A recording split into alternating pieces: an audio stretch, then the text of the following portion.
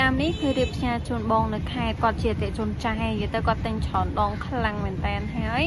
ថ្ងៃនេះគាត់យកទៅជាមួយនៅ Oppo A5s រួមជាមួយនៅ Vivo Y12 និយាយទៅអាពីរដើមនេះគឺស្អាតផ្លឹងដូចគ្នាតែម្ដងបងទាំងអស់គ្នា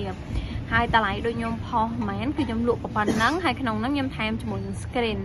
សម្រាប់ screen គឺខ្ញុំបិទរួចរាល់តែម្ដងហើយនេះបងឃើញទេណាចាគឺបិទជូនរួចរាល់ទាំងពីរហ្នឹងតែម្ដងហើយសម្រាប់សំទូរស័ព្ទវិញគឺពីរដូចគ្នាហើយជាមួយនឹងឆ្នាំងសាកវិញចំនួន2ឈុតដូចគ្នាសតើតម្លៃ$6កន្លះដូចគ្នាតែម្ដងបងហើយអ្វីហ្នឹងគឺផ្ញើជូនទៅខេត្តគាត់យកសេវា COD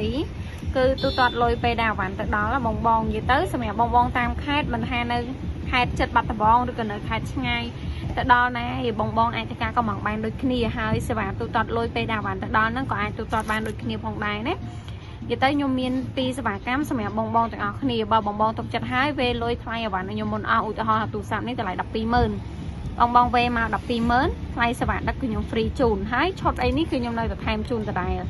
តែបើសិនជាករណីបងជាអតិថិជនថ្មីឬក៏បងអត់តាន់ទុកចិត្តបងអាចជ្រើសរើសយកសេវាកម្មទូទាត់លុយពេលដែលអាវ៉ាន់ទៅដល់ក៏បានដែរទូទាត់លុយជាមួយនឹងខាងដឹកជញ្ជូនណាអត់ចាំបាច់វេឲ្យខ្ញុំមេបងវេឲ្យខ្ញុំមុនតែថ្លៃដឹកជញ្ជូន8,000ទៅ10000តាមទីតាំងបងនៅចិត្តឬក៏នៅឆ្ងាយពីខេត្តបាត់ដំបងអញ្ចឹងណាគេទៅសេវាដឹក8,000ទៅ10000បងវេតែប៉ុណ្្នឹងមកហើយឧទាហរណ៍ថាអាវ៉ាន់នេះតម្លៃ120,000ហ្នឹងបងចាំឲ្យទៅខាងដឹកជញ្ជូនពេលដែលបងទៅយកអាវ៉ាន់ហើយបញ្ជាក់អាវ៉ាន់គឺខ្ញុំដាក់តាមវរៈបន្ថែមជូនចឹងសម្រាប់បងតាមប្រាខេតចង់ធ្វើការកំងអាចធ្វើការកំងបានណា